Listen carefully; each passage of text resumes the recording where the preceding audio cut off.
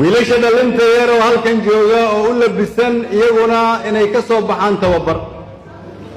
waxaan idin leeyahay waxaad ku soo aadeen waqti wanaagsan waqti ummadda Soomaaliyeed ay soo jeesatay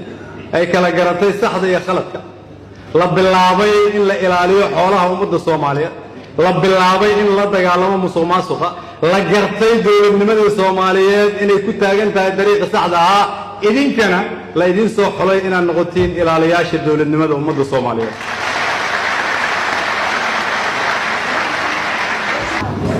halkan caawa waxaa ka muuqda in dad Soomaaliyeed ay isugu yimaadeen gabdho Soomaaliyeed oo noo sheegay taliyuhu inay ka mid yihiin hoggaanka booliska gabadhii Soomaaliyeed ee ugu sarreysay booliska oo ah taliye ku xigeen halkan waxaa ka muuqda dhalinyaro naftooda soo qadintay oo u diyaara in tababar loo dhammaystiro waxaa jooga wiilal Soomaaliyeed oo nooga yimid jigjiga si ay noola qaybsadaan farxadda waxaa jooga kuwii uu ugu weyn yahay Generaal Kadiye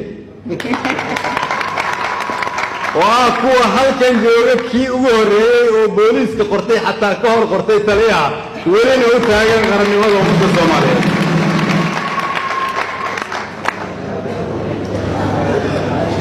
waxaasoo dhan waxay muujinayaan iftiin dalka Soomaaliyeed waxa uu soo maray dhib badan dadkiisu waa kuwa dunida ugu adkaysiga badan waa kuwa ugu noolaanshaha adag meesha ugu dhibka badan sababtoo waxay u soo dulqaateen waxaan dal kale iyo dad kale u dulqaadan lahayn maanta laakiin waxaan soo gaarnay markii runta la isu sheegi lahaa kuwa runta sheegi lahayna waa dhalinyarada horteeda taagan maanta waxaan soo gaarnay markii aan dhihi lahayn ma aqbalayno isbaaro dambe waqtigii isbaarada waa la soo dhaafay